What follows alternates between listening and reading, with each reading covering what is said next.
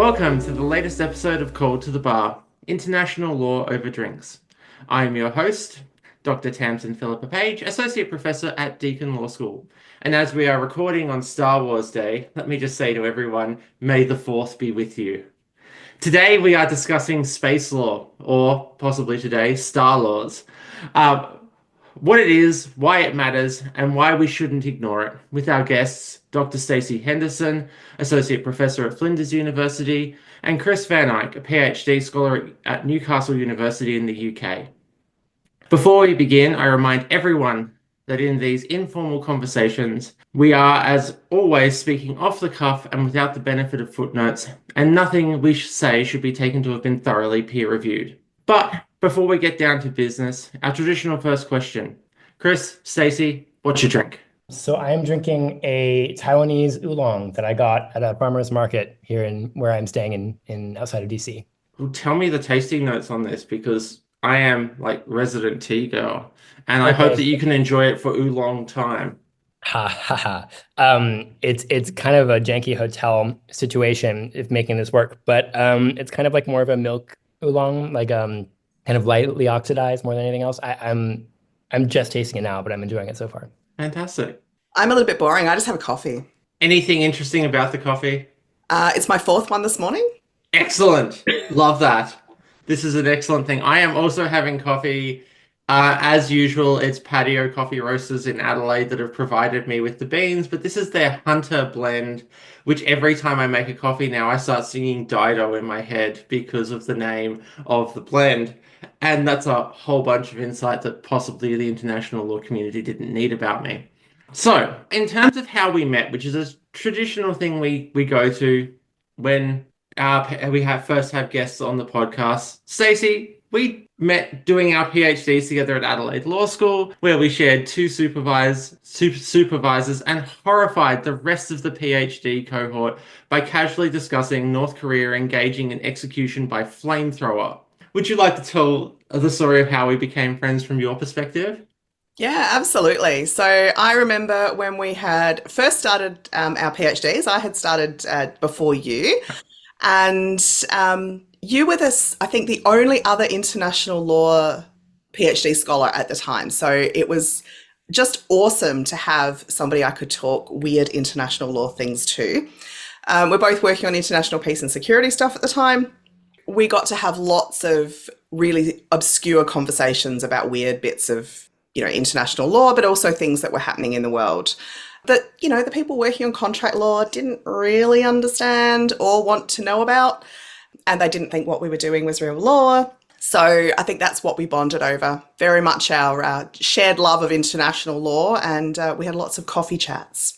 Yes, and I'd like to remind all of the grad students out there that it is a time-honored tradition that Stacey and I embraced of having over coffee discussing how much of an awful person your supervisor is and how much you hate them. I encourage my PhDs to have those conversations about me. Your supervisors had it about their supervisors. Your supervisors had it, supervisors had it about their supervisors. It is a time-honored academic tradition. Embrace it. Don't feel bad. Now, I think you're trying to get me in trouble with former guest Emily Jones, so I'm going to avoid doing that, but I'll take the point. It would be cool with it. Now, Cris, we I think met through Twitter. I can't really remember more of the details regarding that, but I know we met in person for the first time in 2022 in Melbourne at the Kill 2 workshop that led to the Queer Encounters and Queer Engagements with International Law books. What's that story look like from your perspective? So the pandemic was a really interesting experience for like early career scholars because suddenly it was almost like a bit more horizontal in terms of how we could interact with people on the internet because we were little circles on people's screens. And I was really much an admirer of a lot of people on Twitter, most of whom are now in the main cast of this podcast. But I really like your stuff as well, and ended up, I think our first interaction was me contacting you in a very overwritten email about the Ansel GSIL mentorship program. And I said, I'm interested in queer stuff and feminist stuff and also space law. And within 3 minutes, you connected me to somebody who does those things, which is impressive because I thought that would be a bit of a challenge. And now I understand a bit more how that worked. But the person was Stacey, so this all comes together. And then the queer engagement stuff, my best friend Mateo and I, on a kind of not lark, but we applied to this workshop thinking it would be funny that we were housemates. We'd have the same background as we virtually participated from Essex. And then somehow a grant from the heavens came down and we were going to Melbourne, which was incredible. And that is also how I ended up getting the PhD that I'm doing. Yeah. And the grant from the heavens was Claire and I finding money to give grants to every early career scholar we could to make travel more affordable. So yeah. Everyone literally moved out of their house to connect to a story in an earlier episode so that Mateo and I could stay. Yeah, it was a pretty awesome few days, and we were so glad to have you both over. Yeah, and I'll actually be talking to Mateo in another episode. So you've not been on the podcast before, and as usual, we start asking with new guests, how did you get into international law? What career path took you to your present job? So both of you, in any order, how did you get to be international lawyers? What led you to the dark side? And was it the cookies? Definitely the cookies. Your cookies are awesome, which is why it's terrible that we don't live in the same state anymore. So my journey was a little bit zigzaggy, I suppose, is one way of thinking about it. I did the traditional thing of going out into practice straight after finishing law school. Worked in commercial litigation for top tier firms in both Adelaide and Melbourne, then had kind of like a mid-20s crisis and went overseas for a bit. While I was overseas, I met my partner, got married, stayed for a bit and went kind of, okay, I'm gonna need to do something work related here. Decided not to requalify in the UK and instead just did kind of like peripheral, relatively boring contract type stuff. Moved back to Australia, having done, kind of not been in practice for a while. I was really bored, I'll be honest with you. So I decided to go and do some more study. And at that point, I started doing a master's by coursework and took a couple of international law topics. And I did things like international energy law, and I did IHL, and I just suddenly went, wow, there's this really awesome body of law that I haven't spent much time thinking about up until this point. And I found it really interesting and I loved it. And it let me think about things that I'd done in my other degree, which was an international politics major. And I went, this kind of all fits and it makes sense and I'm interested in it and it makes me think about world events a bit differently. I want to find out more. So I applied to do a PhD. And the rest, I suppose, is history because I did my PhD at a mixture of full-time and part-time, which is why it took me forever.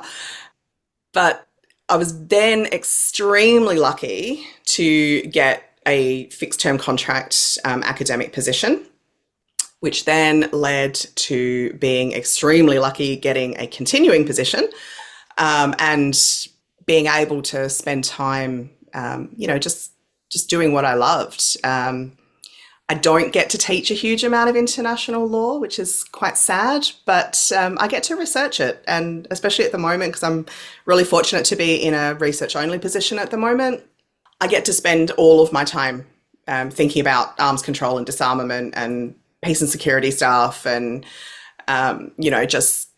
reading things and thinking about them. And it's just absolutely brilliant. So I started off as a commercial lawyer, a commercial litigator, and then ended up doing what I do now. Yeah, well, and the past is prelude, as they say. Yeah, absolutely. Chris, how about you? How did you get to your current love of international law?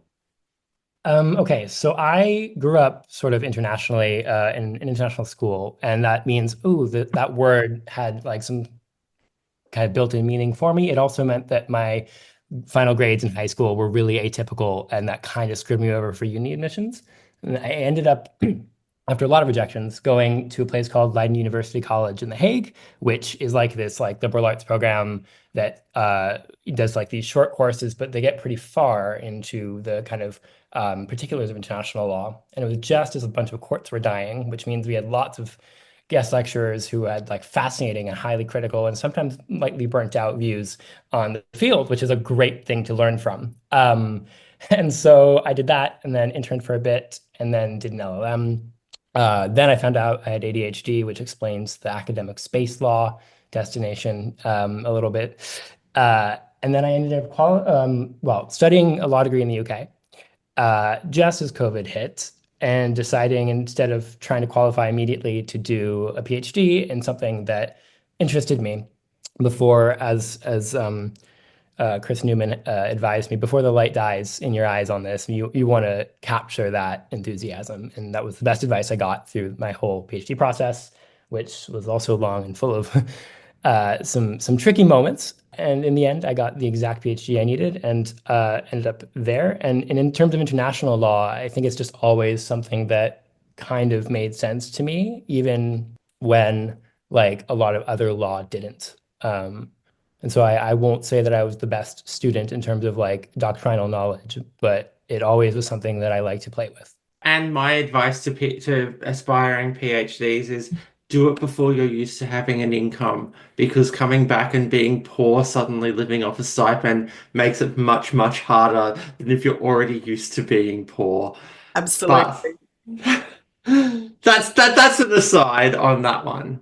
All right, so let's kick into our main event, which is space law. You're both space lawyers, which I think is actually possibly the coolest term I've ever used on the podcast.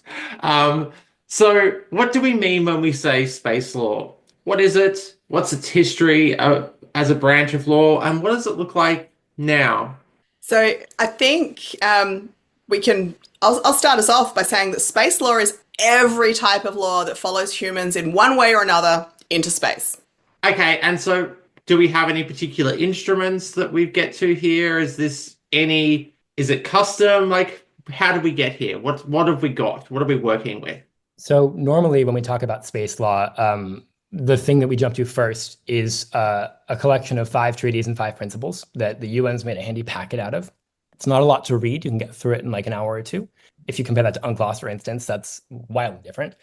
And it's mostly principles. It's sort of a constitutional setup, maybe, that are then supplemented by, of course, custom and general principles. And also, here's the interesting bit, lots and lots more treaties that no one talks about. And so, for instance, Jean-Frédéric Morin at the University of Laval has done some work on this, and I'm also tracking like all of the bilateral and small plurilateral treaties that exist. The James Webb Space Telescope has a treaty behind its construction too.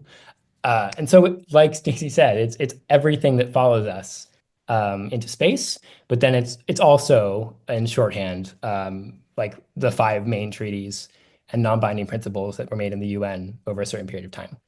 So what are those treaties? So the fundamental one is the Outer Space Treaty. So that's a 1967 treaty. It has a much longer name, but we generally refer to it as the OST, or the Outer Space Treaty. And this is the foundational treaty. It was negotiated at the height of the Cold War. At the time, there were 2 spacefaring or aspirationally spacefaring states that were engaged in sort of this competition to be the first to actually have a human on the moon and, use space for a variety of activities that were going to benefit them. So we had the USSR and we had the US competing in space power, and we had the Cold War at the time, and they were very concerned when they were negotiating the treaty that they didn't want conflict on Earth to spread into space. So we see this coming through in the Outer Space Treaty. We have, I suppose 12 main articles in the Outer Space Treaty that cover a variety of things like freedom of exploration and use, freedom of scientific investigation, the fact that you can't put weapons of mass destruction in orbit, that any astronauts have to be considered to be envoys of humankind, and there's protection obligations that are sort of very generally set out in the Outer Space Treaty. Things like if an astronaut crashes on your territory, you've got to go and rescue them and return them. You can't keep them, and same thing with their spacecraft. You can't keep somebody's spacecraft. And it was very much about making sure that space was used for peaceful purposes, that space was able to be used by every state that had the capability of going into space and sending things to space. So those are our starting principles. The other 5 treaties kind of build upon that. So we have the Liability Convention that talks about sort of who's liable for damage and loss that occurs. And that introduces sort of this different tier of liability depending on where the accident or the damage happens, introduces strict liability for any damage to aircraft or damage on the surface and then more of like a gross negligence type standard for damage that happens in space itself. We have the Registration Convention that just talks about you should register your spacecraft, you should tell people what you've got up there and what it's doing.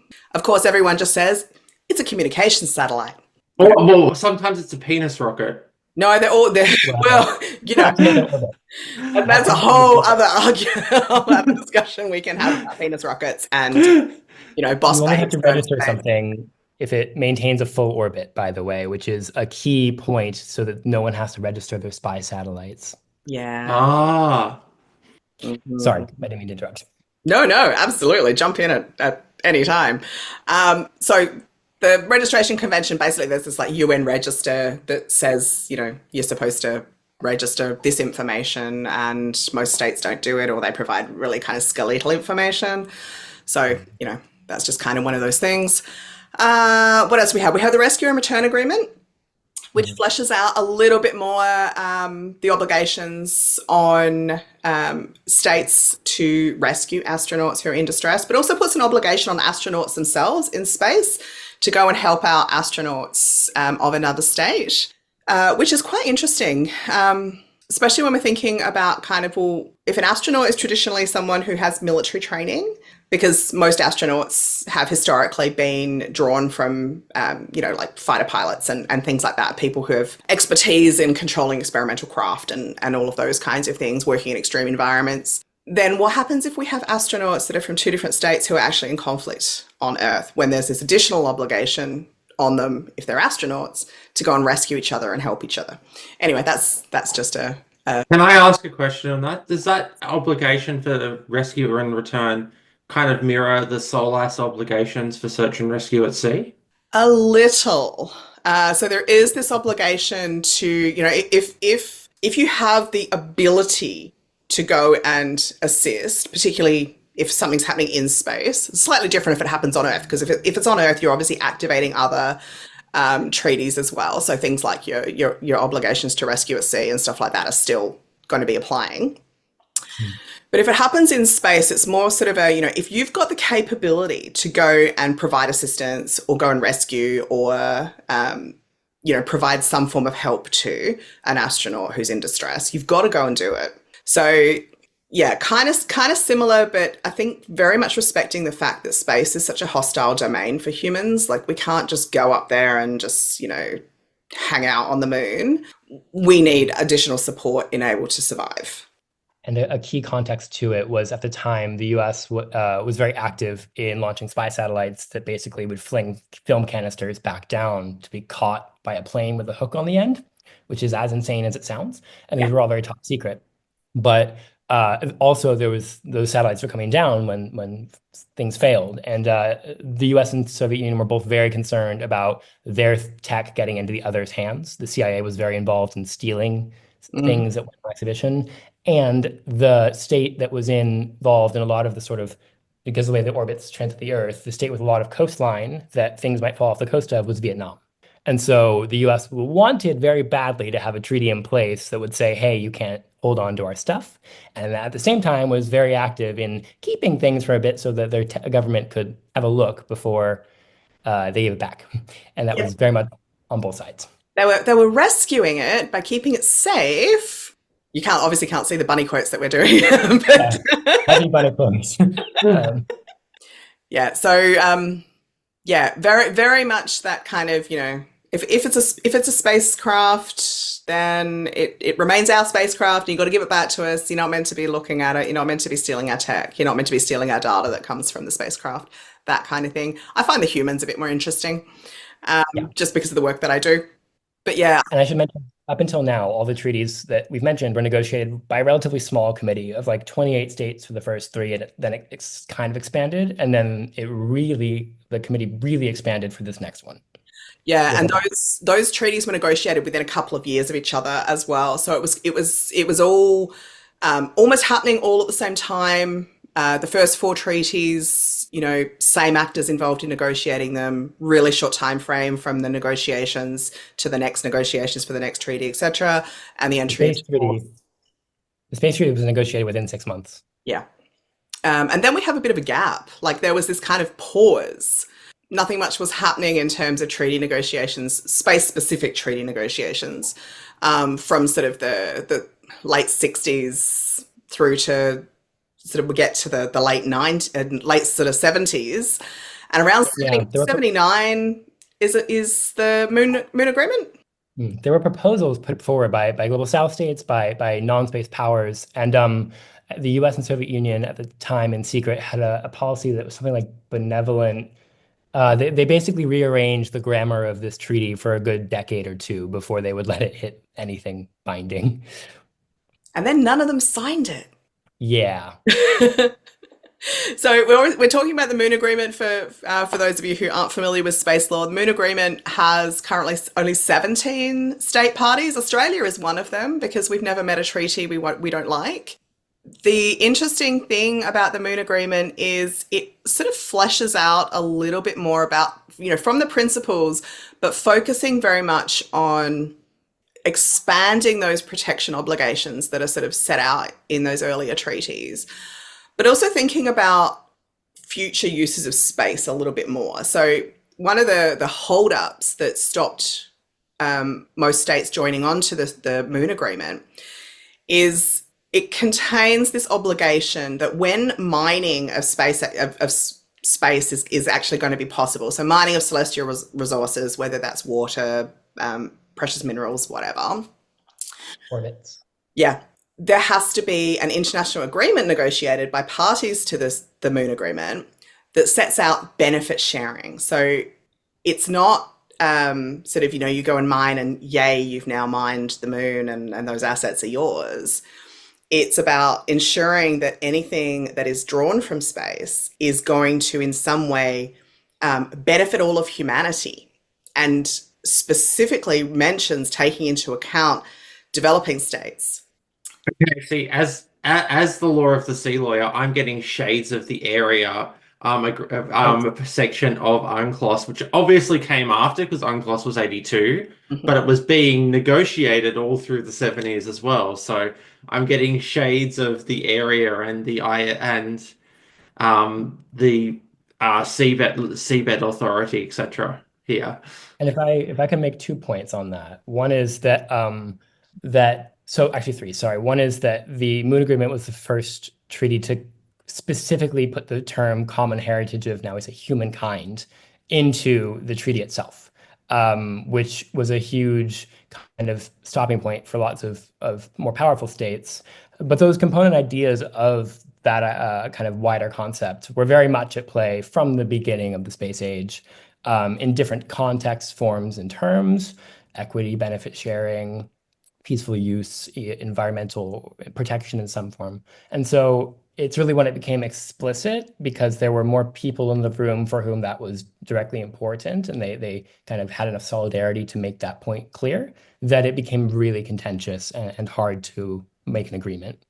And then I guess if I can sort of add two supplemental points to that sort of historical story, is that I think there's this idea that the idea of space law being Cold War is the kind of front-facing narrative that we all need to sort of understand before we get further. It's also important to understand space law as kind of an issue in which everyone had ulterior motives in the room, but was really an important, like, global North-South contestation about a place that colonialism had never tainted in 1960 was a really big deal. A sandbox, which you could make international law as you wanted it at a time in which lots of states were not sure if they wanted to contribute or replace the law that colonial powers had made. And what's really interesting is that many states saw this as a way to control the space powers. And so the US and Soviet Union, and we're getting into my research here, but colluded behind the scenes in many ways to try and kind of defer certain points they saw as too extreme, because they, in some ways, had like interests in things like reconnaissance satellites that lots of states didn't have. And so it's sort of one narrative and also many that, like any area of law. And I think it's sort of helpful to see it that way. Definitely. And I think also the fact that none of the states that were space active at the time wanted to in any way constrain their behavior, but other states also who didn't yet have space capability didn't want their potential future abilities to be constrained either. So there was very much that balance between wanting to make sure space was regulated in some way because, you know, we needed some rules because we didn't want the other guys to get there first and claim it all for themselves, but also wanting to make sure we still had the ability for every state, whether they had the technical capabilities at that point or not, to still use space, because space is really beneficial for all of humanity for a variety of reasons. But a lot of the space tech kind of that we use now is only allowed because we had this sort of this balance between wanting to make sure we still had that free use and access to space for everybody. I think for context, like 72% of active satellites are under US jurisdiction at the moment. And the second is going to be, you know, the UK, China, Russia to some extent. And so when we talk about space as a commons, that is a conversation that is important and historically based, but it's also something that is affected through specific national jurisdictions in terms of like which laws make this happen.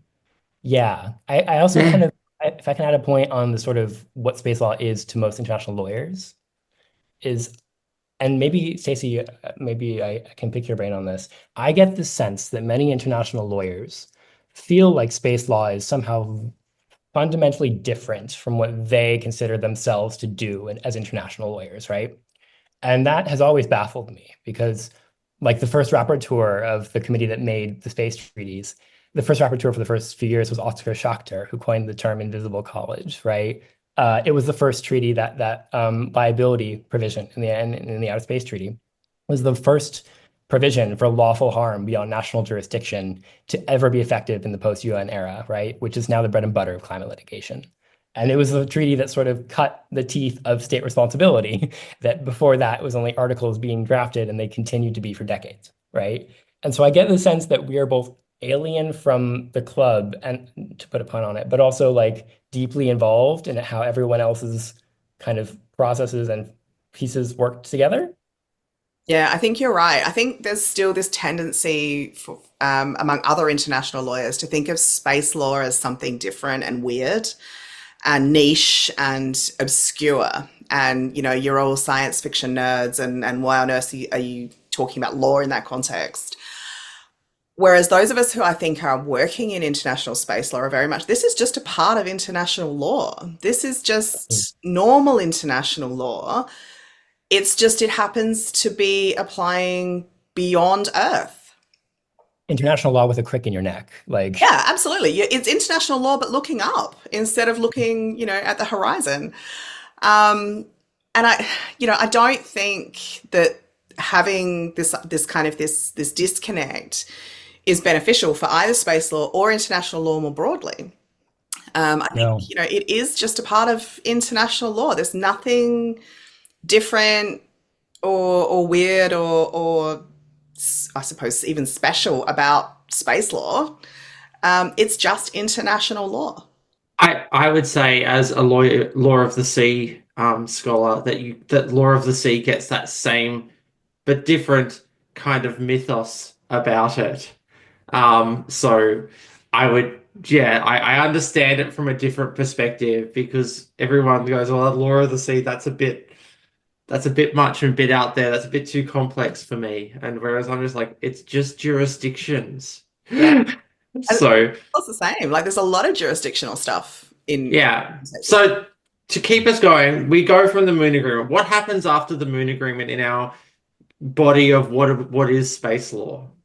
So there's a lot of stuff that happens at the ITU because that's one of the few institutions in international organizational and in the international legal order where you can make a rule and it's sort of binding unless somebody accepts themselves, right? It's just like that and the international health system.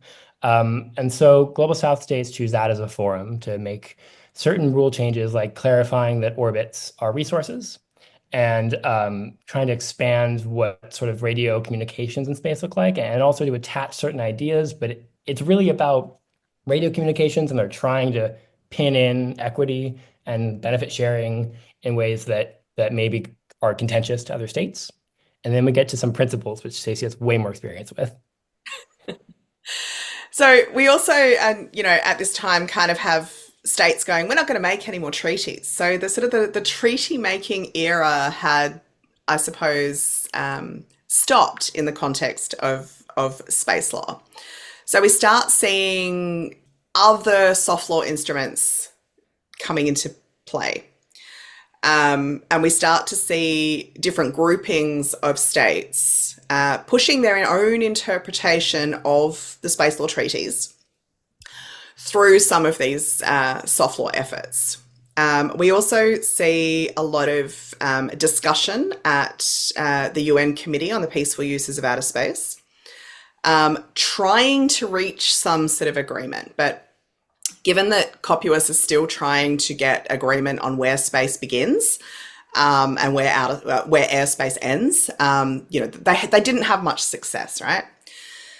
So they set up a whole heap of working groups to develop things like the long-term sustainability guidelines, which are about making sure that there's still going to be access to space for all states, and including things like requiring any space asset that's launched into space to have a deorbiting plan.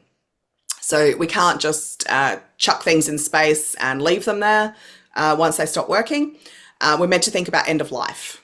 And countries have then implemented these things into their domestic licensing regimes that authorize space activities happening from, being launched from their territory. So we start to see those sorts of principles coming through and being developed through these, these guidelines, these, we've got a few things happening more recently with different countries forming little clubs, shall we say. And a lot of people will have heard of the Artemis program, the Moon to Mars mission. Underpinning all of that is what's called the Artemis Accords, which is a political commitment. It's clearly expressed to be a political commitment, not a legal commitment, but it kind of pushes a particular US interpretation of the space law treaties. And the US and NASA had said, if you want to be part of the Artemis missions and you want to, join in the Artemis Club, and there's like 53, 54 states now who are, you have to sign up to these accords. And these are the principles that you're agreeing that space activities are going to take place under. And it includes things like transparency. It includes things like interoperability. It talks about some more controversial things like the establishment of safety zones. It talks about things like deconflicting space activities, so ensuring that your space activity isn't in some way kind of impinging on or harming another state's space activity. And these are kind of what we're left with. And we have a similar set of countries, or they're different countries, but a similar kind of activity happening with the Chinese and Russian-led International Lunar Research Station. So that's like the second club. So there's kind of these two clubs of countries that are sort of politically anyway saying that this is how we interpret the space treaties. This is how we think space activities should be conducted now. So it's sort of looking at, I suppose, the evolution of those space treaties now through state practice that we're starting to see. Yeah. So I want to jump in and quickly say an important part to know about COPUOS, which is a committee that is the UN body that makes these principles that we've talked about before, is that it was the first UN body to formally decide by consensus. And that's now become like 88% of UN decision making. But it's really a kind of barrier to more kind of formal binding arrangements now because states are able to just sort of steamroll or pause negotiations. And I mean now powerful states who aren't interested in further rules. And so we see this sort of escape to other fora where we can try and make principles in our own, or certain powerful states in their own image. And so the original states that drafted what became the Artemis Accords, an interesting fun fact is it was the four main kind of old Commonwealth powers on the western side of the space treaty negotiations, plus Luxembourg and the UAE, which both have laws about space resource use, which are broadly exploitative or pro-exploitation. And so, of course, we see a certain bent there. And we go back to international legal theory, is a political agreement that's non-binding is still very much able to be a subsequent agreement in treaty law, which, like Stacey said, is capable of changing or kind of shifting the meaning of a treaty norm. And this really does explicitly invoke, and in some ways affirm, the Outer Space Treaty. But at the same time, it does tilt it a strange kind of amount. And we're not quite sure to what extent we're going to see arguments like that. Yeah, definitely. The other thing we're seeing is countries kind of coming out and making these unilateral declarations. We see this in the context of destructive anti-satellite weapons testing. So there's now a group of countries who have made a unilateral declaration that says, we are not going to engage in any destructive anti-satellite testing anymore. The whole reason behind this is there's a whole heap of space debris in space that is already causing navigational problems. In low orbit, Yeah. It moves about 7 to 11 times faster than an AK-47 bullet, and most collisions are head-on, so it's double that, 22 times. Yeah, and we're seeing the things like the International Space Station and the Chinese space station needing to navigate out of the path of space debris that's being tracked.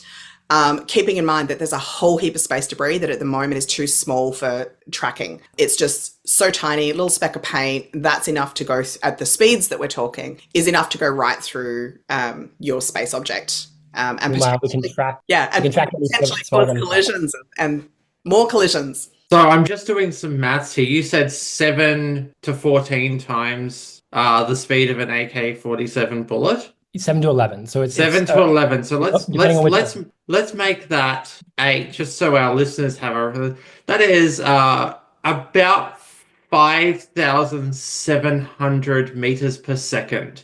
Just so we're clear. And yes, I did just happen to know the muzzle velocity of an AK-47 off the top of my head. Don't ask me why. Conflict lawyers will get you. Okay, so we have a pretty good picture of what's going on with space law and how we got here. Given, and I've seen this come up also with deep sea mining, we have very limited capacity and technological capacity for this sort of exploration and exploitation beyond the satellite areas, which we've got a pretty solid handle on. Why do we have such an expansive set of laws for something that is mostly aspirational at the moment? What's our purpose here? So I want to make something clear is that, like, the Vatican for a while had a satellite, right? It's universities have satellites. There are there are several dozen spacefaring states. I think over 90 now, and there's more all the time. And so the area around the Earth that you would say is useful for orbit and satellites, orbits, by the way, being resources. Once you fill an orbit with satellites, you can't then use it for something else without really technical work. That is actually being used all of the time. It's how we're doing this call right now. But there is no country on Earth that does environmental impact assessment or anything close beyond the atmosphere at all, point blank. And there are lots of reasons for that. But I just want to contest the idea that we have a handle on what's going on there. So far, we've gotten very lucky, and it's because, for instance, the largest space actor, point blank, is SpaceX, which owns 64% of active satellites. And they have an algorithm that's sort of an AI process that conducts these collision avoidance maneuvers all by themselves, and it plays nicely with each other so far. But that doesn't necessarily hold when you have multiple things. And so it's sort of a contentious point as to whether we're handling this all right. And I want to make one more thing clear is there's this idea that maybe space law is something that doesn't have a lot to say to environmental law, or that those two things were born separately because of the historical periods in which they were made. And without getting too far into my research, before the first space treaty was written in the 60s, we were nuking the high atmosphere. And the US was throwing copper needles into orbit for dastardly plans. And so we were seeing physically the consequences of environmental destruction of space. And Lisa Ruth Rand is someone who's worked a lot on this. But basically, there was very much an environmental conversation going on behind these treaties. And there is now as well. And the bit in the middle is kind of the bit we forgot. And so it's a lot of work to try and like understand how we got here. Because, and I'll finish now, is the full name of the Outer Space Treaty starts the Treaty of Principles. It's very laden, and that means that we have to turn to like Travaux and in history to, or our understandings of that, or the narratives around that, to understand what the legal rules are. And I think I'll just add on that we use space assets and space technologies for so much that supports environmental protection, that supports things like Earth observation, being able to watch, things like bushfires, being able to use Earth observation data to help farmers know that, how are their crops managing, during drought. To be able to adjust things on Earth, that are really beneficial. And something else that we use space assets and space data for is timing. That is so integral to so much that we do now that's computer based. So a lot of the timing signals are coming from space rather than using other communication methods. So we need to protect space as an environment, but we also need to ensure that we're protecting the data that comes from space. Well, I mean, I mostly use space to navigate via traffic and get traffic updates in my GPS in my car, personally. Yeah, and to find the nearest coffee shop if you're in a strange country, it's like Oh, so much that. Yeah, no. Or even now I'm in the States, if they have a coffee shop that is recognizable coffee. Good luck with that. I've had US coffee. I lived off it for a while. You need to know where to go. It's very important because otherwise, you'll lament the coffee everywhere, pretty much. So find a coffee shop run by an Australian. It's good advice. I found one in College Park that I'm now going to on my way to work. But yeah, just to go back to space for a second. I think in the long run, it sort of has this idea of both being really remote and also very new. And that is a conversation that might be very familiar to certain critical international lawyers. This idea of like enforced or artificial novelty. The business of racism is to make you explain racism, right? You have to always be explaining the basics, and therefore you never get to talk about colonialism or feminism, the sort of other bents to add to that. And space is very much part of that conversation. So the historical fun fact I'll give you is right after Sputnik, the UN Secretary General Dag Hammarskjöld sort of going around and saying we needed to ban claims to space. And he didn't actually use the word colonialism, but the UK got very scared and sent a memo to all Commonwealth states that I found in the Australian archives, digitized, that said, hey, let's not be hasty now. Let's not ban colonialism, lest it have sweeping implications for what we do on Earth. And so there's, from the get-go, in 1958 or 9, there was this link by a colonial power with space law and colonial conquest. And that never quite faded. Okay, so it's clear that it matters. It's both forward-looking, but also dealing with a lot of important things in the here and now, like where to get our coffee and how to not get stuck in a traffic jam, and also how to manage natural disasters and all of these other things. I assume that we do most of our coastal mapping now via space law rather than by physically going out and doing that, which, as we're dealing with, climate change, rising sea levels, that's going to matter more and more. So you don't have to sell me on it. It was more just a curiosity about it, mostly because I hear space law and I think of like crazy billionaires and random presidents talking about asteroid mining.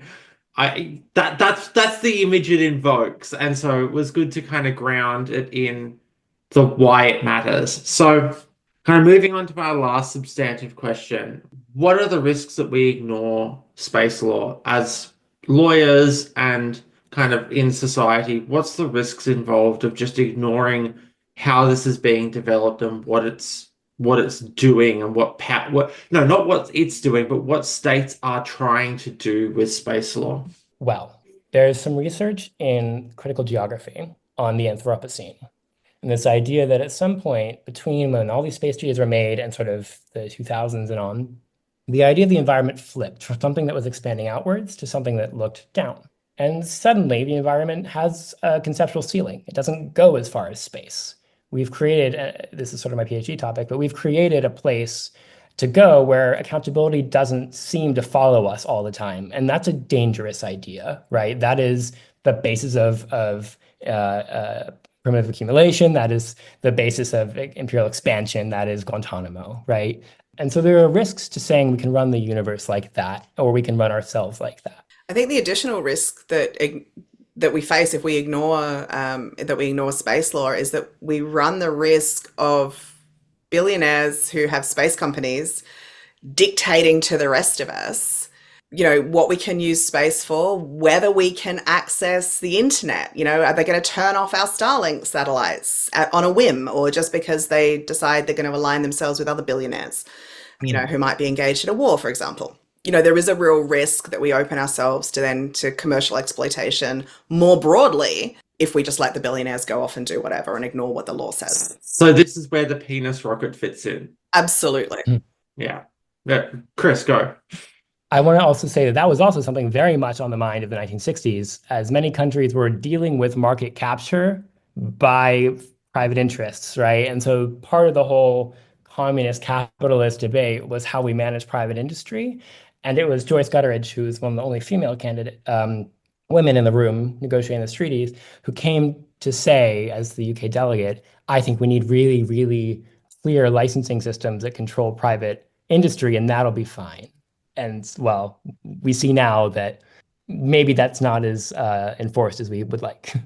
Okay. I think that kind of brings us to a close on what we have to say about space law. It's been a great explainer, and moving on to wrapping up. And we usually ask about a non-international law question about escape routes or reading or listening that takes you away from international law. But in season 2, we are actually asking our guests, who is one of your favorite obscure or underrated characters in fiction, and why do they speak to you? And I would like to take this moment to point out that both Stacey and I have dogs named after spacefaring fictional characters. I have the Admiral Talizor of Vast Normandy, and if I'm correct, Stacey, you have Captain Phasma. I do indeed. And that is actually probably going to be my underrated character. It would be Captain Phasma.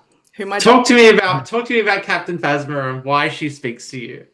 Captain Phasma is quite a forgotten character, shall we say, in the more recent Star Wars movies.